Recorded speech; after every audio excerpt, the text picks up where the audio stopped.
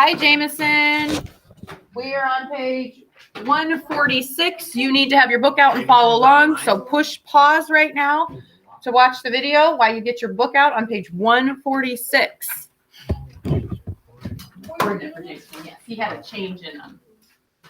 And I think Julia's on her way here. Will you pop open that door so Julia can get in? I'm not sure. All right, so yesterday we did, you guys remember you were in 3 groups? Oh yeah. Oh yeah. I'm gonna put this up here. Sorry, Jameson. You were in 3 groups and you guys decided you need to control the traffic and trading to keep everyone safe. Which option will best help you? I think 2 of you picked option 1. Have the trading site a half mile away, right? 1 group picked option 2, tax the goods to make money for safety. And nobody picked option 3 to build a wall, correct? Yes. Okay. All right. So now we're going to figure out what they did. The developments of towns and cities, page 146. I need a reader. Nice and loud, Zoe. Oh wait. Yeah. That was for the first. That's for section 2. We did another one. No, it was, No. Yeah, because that was the no one. No, she's that right. was built. That was building your house on the bluff. That was what you joined against nomads. This one is now you remember now because there's a surplus of crops. People have the ability to do other things, right? The pottery making, the iron working, and all of that. All right, developments of towns and cities. I need her. Go ahead, Zoe. Some West African villages gradually developed into towns and cities. Although some had thousands of residents, ancient cities in West Africa were not as large as modern cities. Why did villages grow into cities in West Africa? Similar conditions were developed with ironworking and expansion. Okay, ironworking and expansion of trade. You're gonna on your homework. You're gonna have questions about ironworking, so pay attention. The Hittites of present-day Turkey mastered ironworking as long ago as 1500 BCE. Gradually, the knowledge of ironworking spread and eventually reached West Africa, perhaps by the way of traders who crossed the Sahara. However, some scholars think that ironworking flourished independently among the people in the northern part of West Africa. I need a reader. Go ahead, Jackson. By the 500 BCE, the people called the Nupe, who represented in what is now central Nigeria, made iron tools. Archaeologists have found some important artifacts of the Nupe culture, such as their iron tools and iron smelting furnace. Okay, so the archaeologists have found these artifacts, so they know that they did it, right? They know that they were smelting iron. That's the question on your homework, is to describe the process of smelting. So pay attention, right underneath the blue word smelting. Got that? It's question number 2, right under the blue word smelting here. Pay attention. Go ahead, Caitlin. Smelting is the process of melting ore to extract iron or other metals. The mill used enormous amounts of charcoal to fuel their iron smelting. Skilled workers called blacksmiths hammered and bent the red-hot iron into useful tools like axes, hoes, and weapons such as spears. Okay, can you imagine how hot that had to be to melt iron? So when they say enormous amounts of coal, okay, can I get my own backyard fire that hot? No. No. So imagine the furnaces they had to have that archaeologists found. So they're doing this to melt this iron. The valuable craft of ironworking spread rapidly through Africa.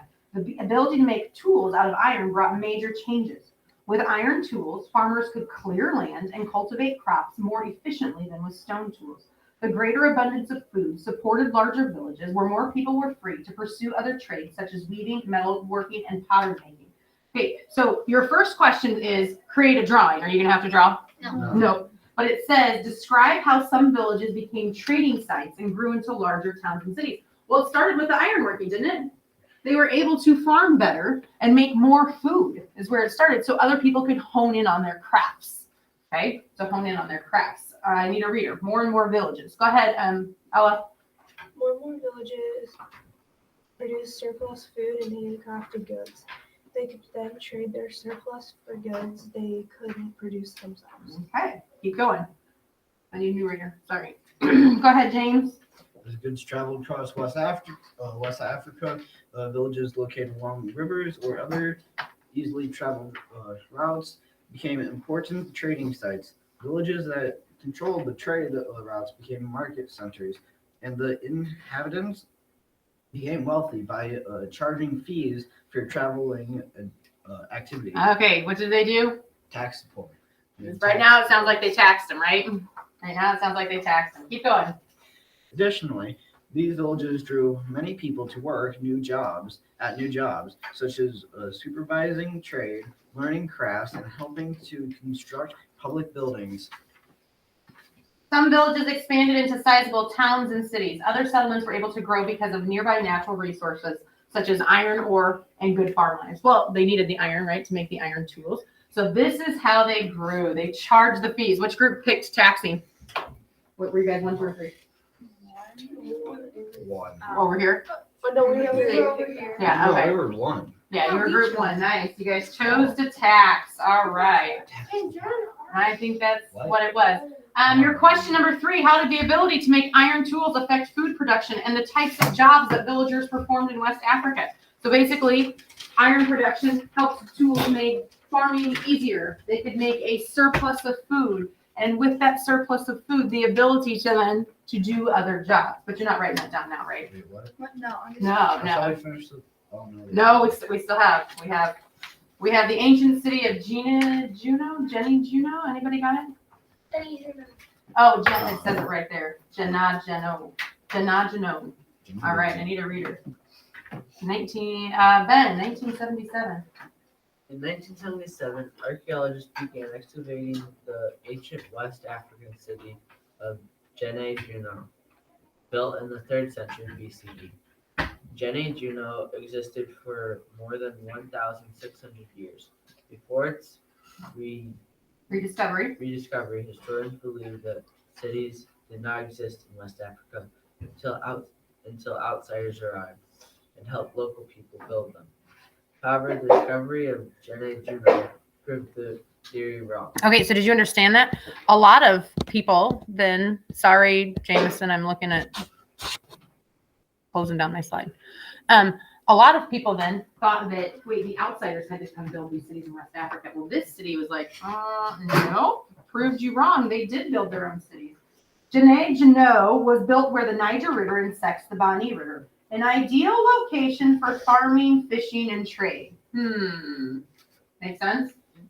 You have water for farming, rivers for fishing, and then the trade routes.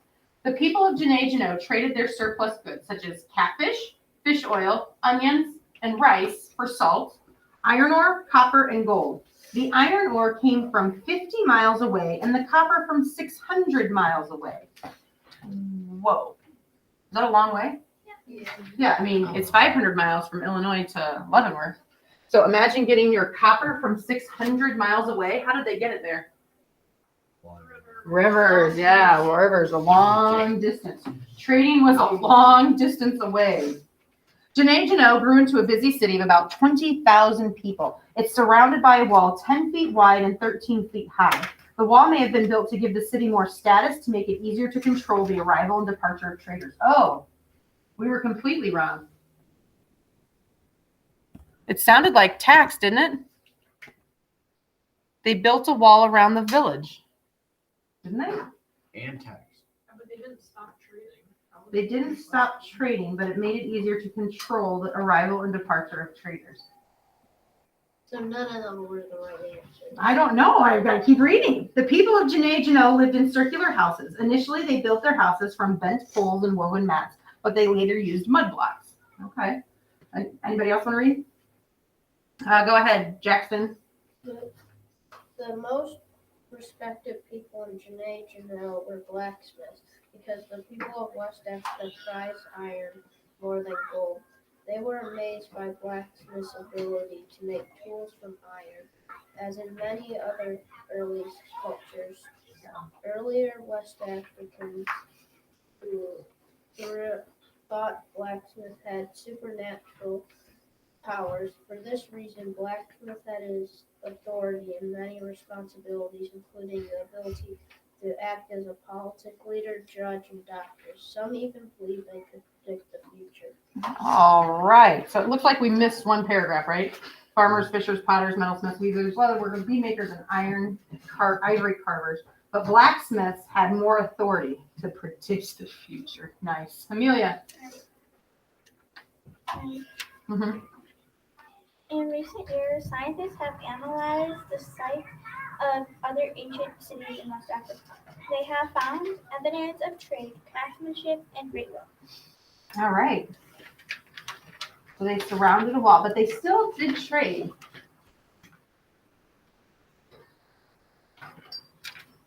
Huh. I don't know. Which one is the right answer? They're all wrong. They're all. No, I they're know. all the right Except one. Yeah, they were all the right. But they're all the I was wrong. going to say, in the development of these towns and cities, they started charging, right? That would be a tax. But this one obviously built a wall to keep people out. Interesting. Your fourth question, though, how did the location of Janae Janot cause it to become a large, busy city? What was it? What was it on? It was where the Nile River and whatever river. The Bonnie River, right? So number 4 is right there in the first paragraph. Jameson, I hope you're stopping and pausing this to answer all of these questions. So your assignment is section 3, 1, 2, 3, and 4. No, you do not need to draw on number 1. Just answer the question. Yes. What?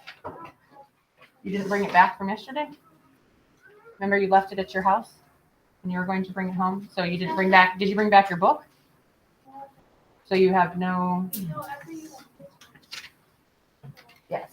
All right, I'm going to stop recording quick.